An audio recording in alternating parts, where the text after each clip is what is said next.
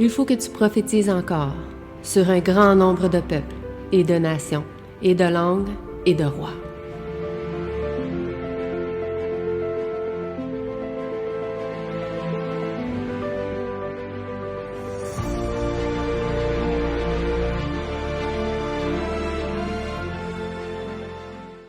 Donc, je suis ici aujourd'hui pour vous partager mon témoignage. C'est vraiment comment le Seigneur, il a changé ma vie. J'ai utilisé des mots différents, mais c'est toutes des histoires que vous connaissez. C'est toutes des histoires que vous avez vécues ou que vous connaissez des gens qui ont vécu cette histoire-là ou qui le vivent encore. C'est des histoires on peut les lire dans la Bible, dans les livres à fiction ou peu importe en fait, mais c'est des choses qu'on connaît tous. C'est vraiment l'histoire de moi versus le Seigneur ou ma volonté versus celui de Dieu ou même le monde versus Dieu.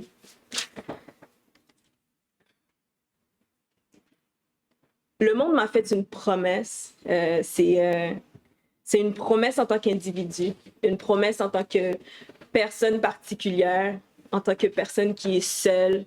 C'est vraiment la préservation de soi. La préservation de soi, c'est, comme vous le savez, c'est se protéger. Souvent, on essaie de se protéger en tant que personne, on essaie de se garantir une survie, que ce soit parce qu'on a vécu des choses, c'est aussi des fois parce qu'on regarde des choses à la télé, puis on se dit, ah, je veux pas que ça m'arrive. Fait qu'on essaie de se protéger, on essaie de se garder en vie et passer à travers le monde en général. Puis moi, dans ma situation personnelle, j'essayais de me protéger pour pas vivre de l'abus ou pour pas vivre des traumas comme revivre des traumas en fait. Dans ce cas-là, la vie mondaine m'a interpellée parce qu'une des choses que la vie mondaine fait, c'est que ça te fait des promesses. Puis là, par la suite, il y a la promesse de Dieu. Moi, je suis quelqu'un j'ai vécu catholique. Je suis quelqu'un que je suis née dans la religion catholique. Cependant, qu'est-ce qu'on sait avec le catholicisme, c'est que il y a beaucoup de monde à l'église. Fait que tu te perds un peu. Puis la promesse de Dieu, en fait, qui nous avait tous fait, c'est que il y en a plusieurs promesses. Mais ma préférée, ok, c'est Apocalypse 21:4 qui dit que il essuiera toute larme de leurs yeux et la mort ne sera plus. Et il n'y aura plus de deuil, ni cri, ni douleur, car les premières choses ont disparu. Quand je dis la promesse de Dieu à nous, ce que je veux dire, c'est contraire du monde. C'est vraiment qu'est-ce que Dieu il veut pour nous tous en tant que communauté. Parce que dans la volonté de Dieu, il n'y a pas moi, il n'y a pas Sarah, il y a vraiment nous, en tant que personnes, ensemble, vers un même but, comme qu'on l'a vu ce matin. Donc, en tant que communauté, dans le corps du Christ, c'est ça, on travaille vers le même but. J'ai utilisé une des histoires les plus populaires, qui est l'histoire d'Abraham et de Sarah. Sarah, parce que j'aime son nom, obviously.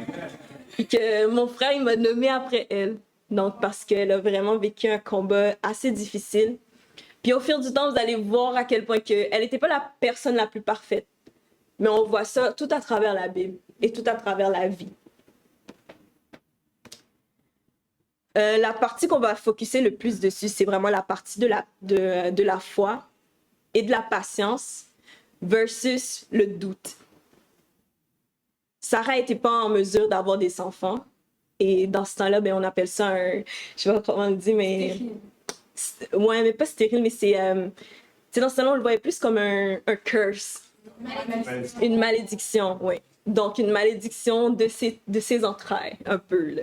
Puis, c'est ça. Aujourd'hui, on appelle ça être infertile. Puis, dans le temps, c'était un peu comme c'est une guerre spirituelle. Bibliquement, c'est une guerre spirituelle. Le fait que tu n'es pas en mesure de faire ce que Dieu t'a apporté à faire. Que ton corps n'est pas en mesure de faire qu'est-ce que c'est censé faire. Ce qui est être fécond et multiplié. Ça, c'est une des choses qu'on connaît les femmes pour. Peu importe c'est qui que tu demandes, là, ça va être ça. Le fait d'être fécond, puis de multiplier, puis d'apporter une progéniture à l'homme, puis de s'assurer de la survie de son nom familial. Donc, malheureusement, il n'était pas en mesure de faire comment je dirais ça, de faire cette loi-là, de se multiplier malheureusement. Puis dans ces temps-là, ben, tu pouvais pas aller voir le médecin ou que le médecin te dit ah, mais tu sais, t'es infertile. Au contraire, c'est vraiment que tu essaies, puis tu passes des années à vivre une sorte de rejet, ouais, mais que tu sais pas comment. Fait que tu t'en viens à une sorte de conclusion que tu te dis ah, ben mon corps il doit pas m'aimer. Je suis pas en mesure de faire ce que Dieu m'a dit de faire. Fait qu'avec le temps, on peut se mettre dans l'idée que Sarah, elle s'est dit ben mon corps me déteste. Dieu m'a dit que je devrais faire ça, mais je suis pas capable de le faire. Fait que ça veut dire que peut-être que je suis quelqu'un de plus inutile que les autres. Tu te dis plein d'affaires, en fait. Puis ça, c'est toutes des affaires que... Ça vient avec des émotions. C'est des émotions qu'elle vit, puis qu'elle se dit des affaires au fur et à mesure. Puis toutes les choses qu'elle se dit, mais c'est pas des choses de Dieu, ça. Parce que peu importe comment ton corps réagit, à qui que t'es ou à quoi que tu fais, les choses négatives qui viennent dans ta tête, comme on le sait, ça vient pas de Dieu. Donc, c'est ça. Aujourd'hui, qu'est-ce qu'elle a vécu, puis tout ce qui se passe dans sa tête, on appelle ça un trauma, un traumatisme. Puis un traumatisme, qu'est-ce qu'on fait pour ça au 21e siècle? Ben, on va avoir un psy. Puis un psy, ben, dans le temps, il n'y avait pas ça. Fait qu'elle ne pouvait pas s'améliorer d'une façon ou je sais pas. Donc, j'aimerais, c'est ça, qu'on garde en tête l'émotion qu'elle a ressentie, puis comment qu'elle a dealé avec ces émotions-là. Comme on le sait, il y a plusieurs années qui sont passées, puis le Seigneur il a décidé de les faire une promesse à elle et à Abraham. Puis, durant cette promesse-là, je me dis probablement qu'elle s'est dit « Ok, mais c'est quand même ridicule. Je suis rendue à un certain âge, puis tu me fais une promesse d'avoir des enfants. » Tu sais, c'est un peu ridicule. À un moment donné, j'ai à avoir quel âge, puis je vais voir les autres jeunes porter des enfants, puis avoir leurs enfants, puis avoir l'âge qu'il faut, l'âge approprié un peu. Mais l'affaire, c'est que je pense que Sarah, dans sa tête, elle s'est jamais dit que... Elle s'est pas dit que Dieu est en mesure de faire l'impossible. Elle avait pas ça dans sa tête, malheureusement. Mais Dieu, on le sait aujourd'hui, est en mesure de faire l'impossible. Il est en mesure de conquérir des montagnes, de faire que notre corps il fasse exactement ce que lui il veut. Donc, à ce moment-là, malheureusement, les doutes de Sarah, ben, il l'empêchait de voir ça. Il empêchait de voir que Dieu, ben, il n'y a pas de barrière à ce qu'il peut faire. Et en même temps, ben, c'est quand même un espoir qu'elle avait, une lueur d'espoir, parce que malgré qu'elle a des doutes, il y a quand même cet espoir-là, cette promesse-là que Dieu lui a fait. C'est quand même quelque chose qui est resté dans sa tête.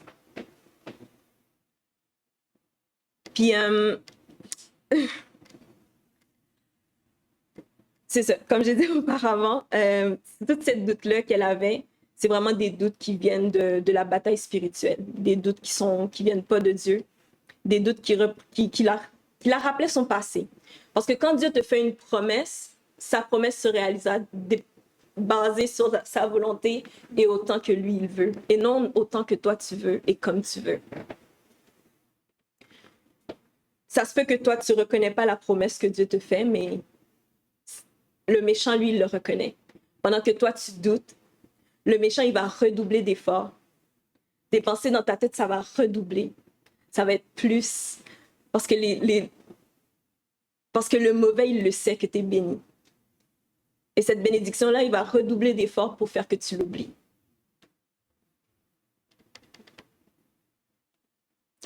Donc, Sarah, elle, qu'est-ce qu'elle a décidé de faire? Elle a décidé, de prendre le contrôle de sa vie. Puis, tu sais, qu'est-ce que j'ai fait aussi? J'ai fait pareil qu'elle.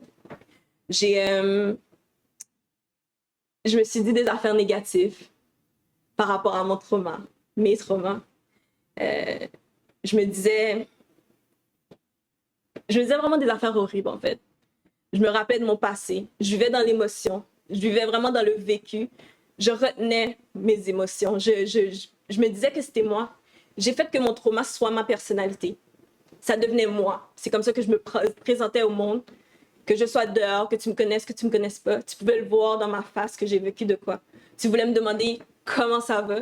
Puis comme Olivier a dit tantôt, tu te nourris de ça un peu. Le méchant se nourrit de ça. il se nourrit de ton trauma, puis toi, tu vis dedans, puis tu essaies d'avoir les sympathies ou tu veux que les gens ils reconnaissent que tu as vécu de quoi. Tu veux que les gens ils disent, t'as vécu de quoi, man, bravo. T'as vécu de quoi, je suis désolée. Mais l'affaire, c'est que dans la vie de tous les jours, c'est pas comme ça pour de vrai. Que les gens ils reconnaissent pas, ça va rien changer. Parce que le changement, il faut vraiment que ce soit en toi. Parce que si tu reconnais pas que c'est toi qui te victimises, tu vas pas pouvoir avancer. Et moi, malheureusement, je me suis laissée vaincue par le mal. Donc, Romains 12, 21, ça dit « Ne te laisse pas vaincre par le mal, mais surmonte le mal par le bien. » Puis moi, je me disais, mais c'est quoi le trauma si je me le réinflige pas à chaque jour, à chaque fois, puis que je me rappelle pas que j'ai vécu telle affaire? Ça veut dire que j'ai rien vécu. Ça veut dire que j'ai aucune histoire. Je me suis pas laissée passer à autre chose. Je me sentais pire à chaque jour. Je me sentais brisée encore. Puis je me sentais juste sale. Je me sentais utilisée. Je me sentais comme, comme rien. Émotionnellement, je me suis mis à zéro. J'ai été immature émotionnellement. Je suis restée dans un cercle émotionnel vraiment, comment je dirais ça, là, vraiment immature, puis j'ai pas grandi. Je voulais comprendre pourquoi. Je voulais de la revanche, ce qui est quelque chose qu'on veut tout le temps, de la revanche. On veut se venger. Il m'est arrivé quelque chose de mal, ben je veux me venger. Donc, toute ma personnalité, c'était basé sur le fait que j'ai survécu un abus. Je m'habillais comme quelqu'un qui a vécu un abus parce que fallait bien que, comment je dirais ça, fallait bien que fallait bien que je l'exprime, fallait bien que je sois comme les autres. Donc, quand on vit un abus puis qu'on est dans le monde, on veut se ressembler au monde. On veut pas que le monde, il le sache qu'on est différent, qu'on a vécu de quoi de différent parce qu'on essaie de se protéger. On essaie de vraiment ressembler aux autres. On essaie surtout pas qu'ils pointent du doigt et qu'ils fassent « OK, elle est un peu différente. » Non, on veut qu'on soit pareil qu'eux. On veut être pareil. On veut qu'ils nous valident, qu'ils valident comment on se ressent. Puis dans ce temps-là, ben, je me sentais vulnérable, mes émotions. Puis je me disais, personne n'a mon bac, fait qu'il faut bien que j'aille mon propre bac. Fait que j'ai accepté. Il faut que je me protège. Je vais me protéger, puis je vais faire tout ce que je peux pour me protéger. Puis ça c'est peu importe c'est qui vient devant moi. C'est qui est devant moi, je vais me mettre en premier. Puis ça, c'est une chose que le monde nous apprend. On se met en premier. Fait qu'en prenant le contrôle, je vivais dans un monde constant de survie. Je pouvais pas respirer parce que j'arrivais pas à me laisser respirer. J'avais tellement des émotions, puis je me disais, fallait que je vive mes émotions. Mais en même temps, fallait que je les cache. Fait que est-ce que je les vis ou est-ce que je les cache? Parce qu'il faut pas que les gens ils le sachent. Fait que j'analysais tout. Bref, Sarah a pris le contrôle de sa destinée. Le résultat, c'est que quand tu prends le contrôle, ben, tu vas contre Dieu. C'est fortement, comme qu'on a vu ce matin, c'est quelque chose de satanique. T'sais, on le voit pas comme quelque chose de satanique, mais si c'est pas avec Dieu, si t'es pas avec Dieu, t'es avec le monde. Puis ça, c'est la vérité. Donc, côté un peu plus humoristique, Sarah, elle a donné sa meilleure servante. Fait que tu sais, c'est quand même plate. Sûrement, elle aimait sa nourriture. Sûrement, c'était la personne qui pliait le linge le mieux. Mais elle l'a donné. Elle a dû le donner parce qu'elle voulait le contrôle. Fait qu'elle a perdu cette personne-là dans sa vie. Pour vous, pour n'importe qui, ça peut être quelqu'un que vous ayez confiance. Mais pour elle, c'était sa meilleure servante. Elle a sûrement vécu un temps vraiment terrible parce que l'affaire, c'est que quand tu prends le contrôle, ben, tu vois pas autre chose que qu'est-ce qui se passe devant toi. T'as pas le visuel périphérique qu'il faut. Puis, une des choses que je trouve le plus triste dans l'histoire, c'est que elle a eu des émotions assez négatives envers un petit enfant. L'enfant que Abraham y a eu avec la madame. T'sais, elle avait des émotions négatives envers ce petit enfant-là. Il n'a rien fait. Là, à cause de comment que elle a réagi, ses émotions à elle qui l'ont emporté, ça fait que cet enfant-là n'avait pas de père. Il n'a pas vécu avec un père. Puis ça, c'est triste. T'sais. On ne veut pas ça. Là. Il avait la chance, mais elle lui a pris. Puis tout ça, c'est à cause de ses émotions à elle. Proverbe 14, 29 dit « Celui qui est lent à la colère a une grande intelligence, mais celui qui est prompt à s'emporter proclame sa folie. » Je pense qu'on peut dire qu'elle était un peu fofolle. Je pense pas que c'est méchant. J'ai pris le contrôle de ma vie parce que je doutais tout le monde autour. Je doutais qu'il pouvait faire ce qu'il fallait pour me protéger. J'ai agi de façon folle, puis de façon colérique. Je vivais mes émotions. J'ai été, comme je l'ai dit, élevée catholique, mais j'ai pas donné une seconde chance à Dieu. J'ai même pas donné une seconde pensée, je l'ai ignoré complètement. Dans un monde qui est créé par lui, pour moi, c'était juste impensable le fait qu'il laisse que je me fasse blesser. Puis je me sentais juste...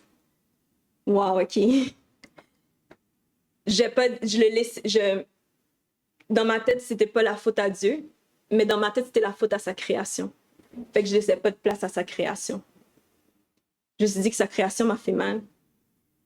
Fait que, inconsciemment, malgré que j'ai blâmé sa création à lui, je l'ai quand même blâmé lui. Même si je me le suis pas dit, mais c'était ça quand même. Parce que je l'ai pas laissé de chance. À chaque journée, c'était une peine. C'était une peine parce que, là, je le sais, c'est parce que je vivais sans Dieu. J'étais vide. J'étais morte, comme que Paul le dit dans Éphésiens. Fallait que je me mette en premier, fait qu'il y avait personne d'autre. Fait que j'étais toute seule. Et sans Dieu en plus. Fait que j'étais encore plus toute seule. Je ressentais rien. Genre, il y a un truc qu'on fait de nos jours, puis il y a même du monde qui prend de l'ashwagandha pour ça. C'est on essaie de se bâtir de façon à ce qu'on ait zéro émotion, qu'on ressente rien. Mais c'est pas ça l'affaire.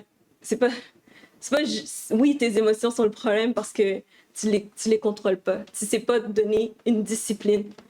Mais dans le temps, je pensais que c'était ça aussi la solution. Je me suis dit, je vais prendre du ashwagandha, je vais rien ressentir.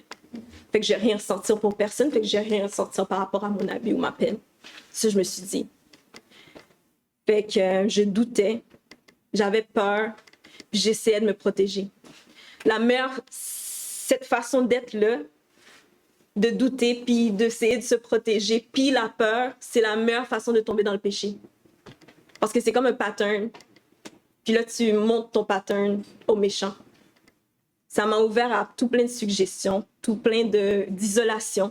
Puis c'est pas la meilleure isolation, c'est l'isolation pour m'anéantir sur moi-même, pour me briser, pour me laisser ouverte à toutes sortes de pensées négatives. Je me suis dit, il fallait que je fasse ça pour moi. Puis j'ai adopté la méthode 21e siècle, moi. Self-care me, self-care this, hobby this, tu sais. Ça, je me suis dit, j'ai pas cru dans la communauté, ce qui est là pour nous aider. Je pensais que la communauté m'a juste fail, elle m'a foiré, fait que je me suis dit, laisse faire la communauté. Fait que j'avais peur, je les trustais pas, puis je doutais. Alors que Dieu, ben, il nous a mis ensemble pour qu'on puisse s'aider, tous et chacun, pour qu'on puisse avoir le bac de l'autre. Oui, porter sa propre croix, mais aussi faire confiance à la communauté. La meilleure façon que je trouvais pour me protéger puis fitter in, c'était vraiment, comme je vous ai dit tantôt, paraître comme eux, être comme eux. Jupe courte, de l'alcool, de la drogue, débauche, etc. Commun, histoire commune, on connaît tous. Donc c'est comme ça que je gardais le contrôle. Mais au fur et à mesure, c'est dur de garder le contrôle quand t'es tout seul. C'est un poids, puis c'est vraiment lourd, guys. C'est vraiment, vraiment lourd. Parce que là, tu commences à tomber dans d'autres péchés qui est mentir, se cacher, porter un masque. À la fin de la journée, tu te connais même plus. T'es comme, OK, mais je suis qui? Genre, moi, Sarah, je suis qui exactement? Je ne sais pas, mais je me suis tellement cachée longtemps, j'ai tellement menti longtemps, j'ai tellement essayé de faire pareil que les autres longtemps. Finalement, c'était ma personnalité, c'était moi. Mais je me suis dit à chaque fois, OK, mais non, c'est pas moi, c'est pas comme ça que je suis, puis c'est pas comme ça que je veux être. Mais ça devient moi. Tu peux pas me dire que t'es pas comme ça si ça fait longtemps que tu personnifies cette personne-là. C'est plus une personnification, c'est vraiment toi, c'est vraiment ta personne. J'ai laissé le passé définir mon présent et je l'ai laissé mettre de la peur dans mon futur. Mon avenir qui est même pas encore arrivé. Puis je l'ai laissé mettre de la peur dans mon avenir. Un avenir que Dieu m'a promis. Puis j'ai essayé de prendre le contrôle puis de définir cet avenir-là. C'est tellement triste. Au lieu de vivre dans le moment présent. Donc, j'ai adopté l'idée de soi au lieu de juste passer à autre chose. Je me suis comme agrippée dessus sur l'idée du passé. Je me suis regardée puis j'étais comme ouais, j'ai survécu, puis j'ai survécu, puis je me suis dit oh man, c'est tellement genre un gros coup à la vie parce que j'ai survécu, puis j'ai passé genre à travers de tout ça, mais c'est pas vrai parce que j'ai laissé tout ça me changer. Dans ces moments, j'ai jamais pensé à Dieu parce que c'est comme je l'ai dit, j'ai jamais nécessairement blâmé Dieu, mais j'ai blâmé sa création. Puis en même temps, une des choses que je dois vous avouer que je me disais, c'est que avant de passer à travers tout ça, je me sentais mal, je me sentais dégueulasse, je me sentais sale. Fait qu'est-ce que je mérite vraiment l'amour de Dieu? Je me disais ça, je mérite pas son amour. Comme je suis qui pour avoir son amour, je suis pas parfaite. Dans ma tête, il fallait être parfaite, il fallait être quelqu'un de droite, quelqu'un de telle affaire. Il fallait être genre une sainte. Je pensais pas que je méritais l'amour de Dieu, fait que j'osais jamais aller devant lui puis montrer ma face. Dans ma tête, repentir, c'était même pas un truc. Parce que pour repentir, il faudrait que je sois en mesure de montrer ma face. Puis je pensais pas que je pouvais. Je me sentais juste pas à la hauteur de son amour un peu. Je me suis dit, tout le monde dit que son amour est tellement grand, il est tellement il est tellement parfait. Comment est-ce que moi je peux? Je me suis dit, je vais sûrement avoir l'air d'une petite tache de saleté, tu sais, comme hier. Fait que volontairement, si je refuse Dieu, ben, j'ai invité le malin dans ma vie. Je l'ai invité de façon inconsciente, mais elle était là pareil. Parce que tous les trous que Dieu aurait pu, comment je dirais ça, aurait pu fermer, aurait pu rentrer dedans, je sais pas comment l'expliquer, combler, exact, merci. Tous les trucs que Dieu aurait pu combler, mais j'ai essayé, tout ce qui était négatif, les combler. Tout ce qui est mauvais pour moi, ce qui me laissait dans une place d'immaturité. Puis le truc avec le contrôle, c'est que c'est vraiment dur. Tu l'apportes tout seul. Dieu a créé l'homme et la femme quand il a vu que l'homme était tout seul. Donc, il y a une communauté qui est là pour aider l'un et l'autre. L'isolation sociale, c'est quelque chose qui peut, comme on l'a vu ce matin, apporter à la dépression, l'anxiété, des idées de suicide, la démence, puis beaucoup de paranoïa, des attaques de panique. Je me suis mis dans des situations tellement pas safe, tellement pas sécuritaires, parce que j'essayais de me prouver que j'étais en vie. Alors que tout le long, je me sentais mal, je me sentais morte à l'intérieur. Je vous dis, le sentiment de meurtrissure, c'est exactement ce que je recherchais avec l'ashwagandha, c'est juste que là, on dirait qu'il y avait juste plus d'esprit dedans. Je marchais puis j'étais personne. J'avais tout ça, tout ce que je viens de dire. Je savais pas si j'étais dépressive ou pas, mais je sais que le docteur il a dit que j'étais anxieuse. Je faisais du post-traumatic stress disorder, basé sur mon trauma. Je faisais des attaques de panique, je dormais pas. C'était dur. À chaque fois que je perdais le contrôle, ben, j'essayais de regagner le contrôle avec ce que le monde me donnait. Et qu'est-ce que le monde te donne pour regagner le contrôle? C'est la bouffe. Fait que j'étais une gluten. Ben, je le suis un peu encore. But then I digress. Fait que je mangeais beaucoup, puis je mangeais des affaires qui étaient pas bonnes. Je buvais, je blâmais la société, je fumais. J'étais dans des situationships, comme qu'on connaît en 2024, je vais pas expliquer c'est quoi, mais bon. Je buvais. Fait que je me sentais pas mieux. Parce que c'est toutes des affaires qui comblent le vide temporairement. Tu sais, c'est pas des affaires qui vont durer, là. Puis ça, ben, quand tu réalises que ça dure pas parce que c'est un high qui passe, ben, tu redoubles d'efforts. Fait que qu'est-ce que je fais? Je recommande la bouffe x2. Je refume x2. Je rebois x2. Situationship x4. C'est ça qu'on fait pour essayer de garder le contrôle. J'ai jamais pris... je me suis jamais regardée responsable de tout ce que je faisais. Parce que qu'est-ce qui s'est passé, c'est que oui, j'ai été victime. Puis ça, je le dis fort, j'ai été victime, oui. Mais j'ai arrêté d'être victime le moment que l'acte a fini. Je suis devenue victime de moi-même parce que j'ai pris une mentalité de victime. Je me suis gardée victime parce que j'ai refusé de passer à autre chose.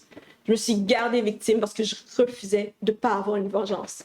Je me suis gardée victime parce que j'ai refusé l'aide de Dieu. J'ai refusé l'aide de la communauté. Je me suis gardée victime parce que je voulais que tout le monde le dise que je suis victime.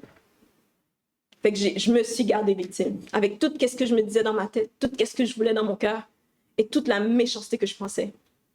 Ça, c'est comment que moi, je me suis détruite. Et je me suis complètement détruite en acceptant le monde dans mon cœur.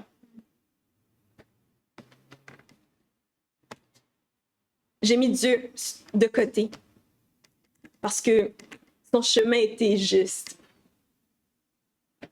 Et je me voyais pas comme quelqu'un de juste. Donc, à quoi que je ressemblais d'aller à Dieu? Fait que je vous demande, qu'est-ce que ça aurait été pour Sarah si elle avait attendu? Si elle avait été patiente, si elle avait cru Dieu, si elle avait cru au plan de Dieu, si elle avait mis de côté toutes les choses qu'elle pensait d'elle-même, puis elle avait cru à sa promesse et à la promesse qu'il a faite à sa famille. Et si elle n'a pas essayé de tout faire toute seule, comment qu'elle se serait sentie? Les émotions auraient été complètement différentes.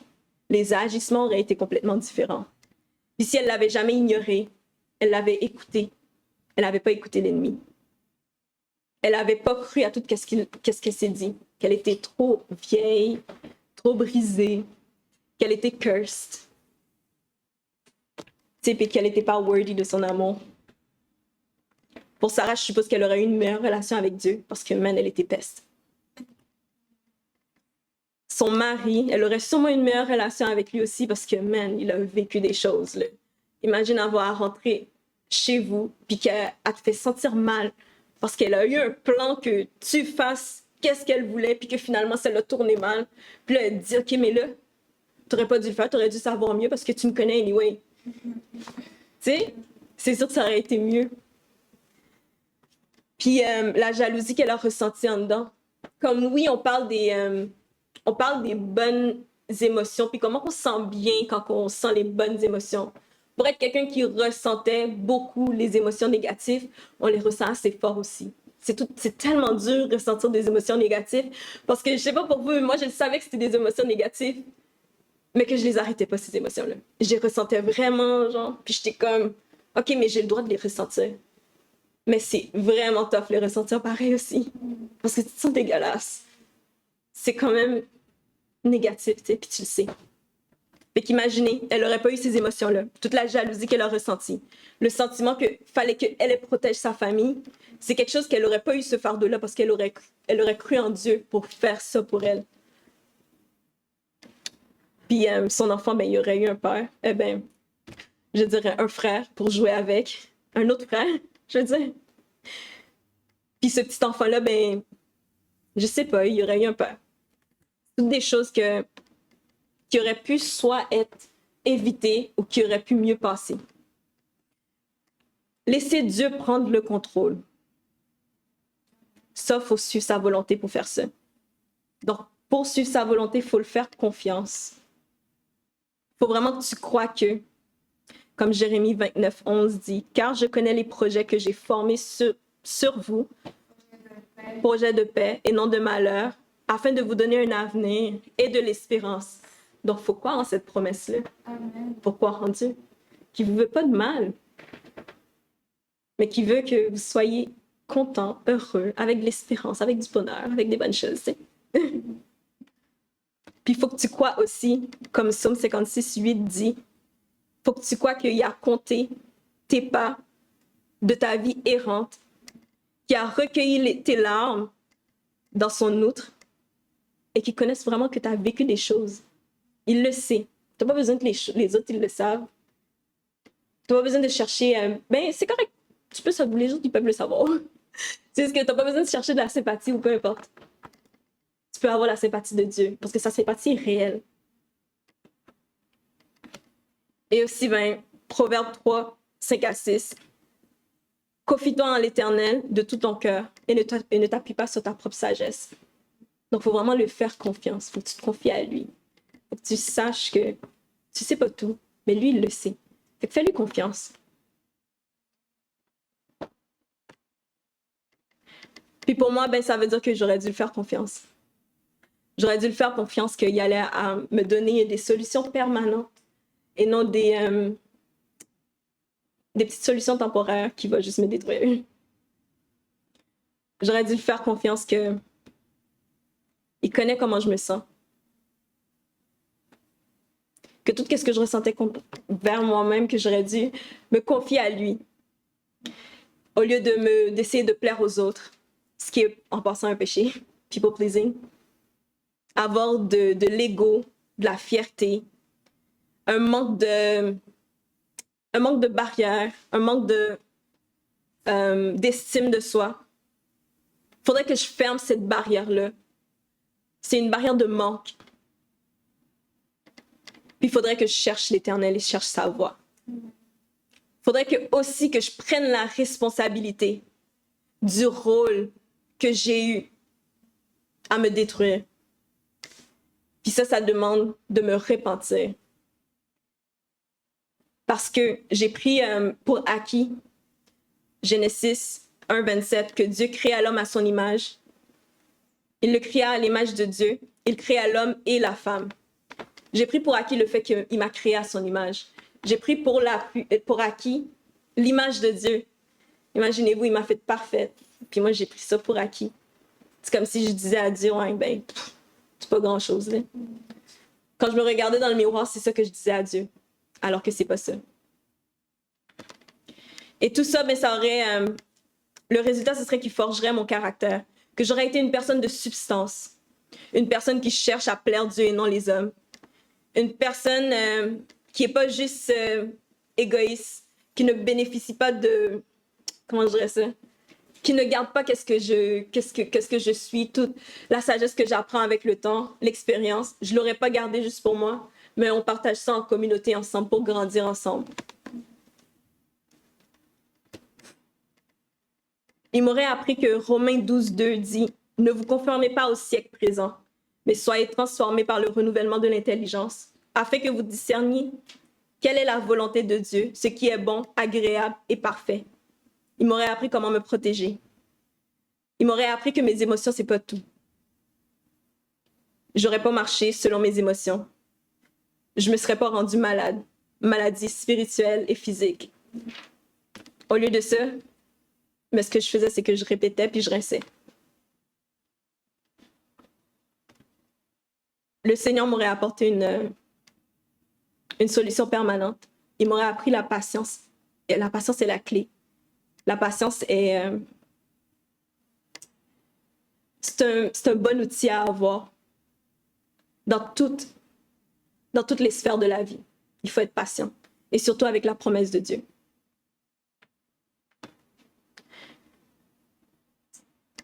J'ai essayé de me battre par moi-même, mais j'ai perdu. J'ai perdu plusieurs fois. J'ai ignoré que j'avais un support. J'ai ignoré que j'avais l'armure du chrétien. J'ai ignoré Psaume 91 qui me disait « Ils te porteront sur les mains de peur que ton pied ne heurte contre une pierre. » Ce que Dieu m'aurait apporté dans ma vie aurait été la confiance que j'ai la victoire. Il m'aurait apporté cette sagesse-là, cette compréhension-là. Dans ce cas-là, je n'aurais pas agi comme quelqu'un qui a perdu. J'aurais agi comme un champion. Puis on agit en champion en gardant la tête haute, puis en croyant en Dieu. J'aurais agi avec un tempérament d'une fille que son père, c'est le roi du monde. Que son père a sauvé un homme d'une fosse au lion. J'aurais agi comme quelqu'un que son père a créé le ciel et la terre en 7 jours.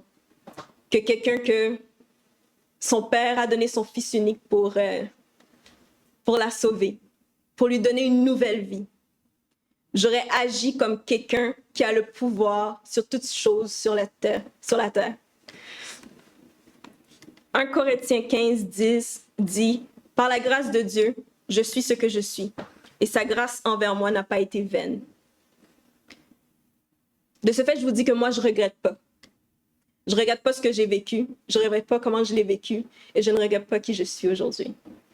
Parce que je suis en mesure de me tenir devant vous, nerveuse, puis que je shake, puis j'ai littéralement manqué la moitié de ce que je disais parce que, man, je suis nerveuse. Mais je me tiens quand même devant vous, guys, pour vous dire que j'ai perdu plusieurs batailles, mais j'ai gagné la guerre parce que mon père, il a gagné la guerre. Le Seigneur, c'est ma firm foundation. Aucune idée comment dire ça en français. Ma fondation ferme, sûre et certaine.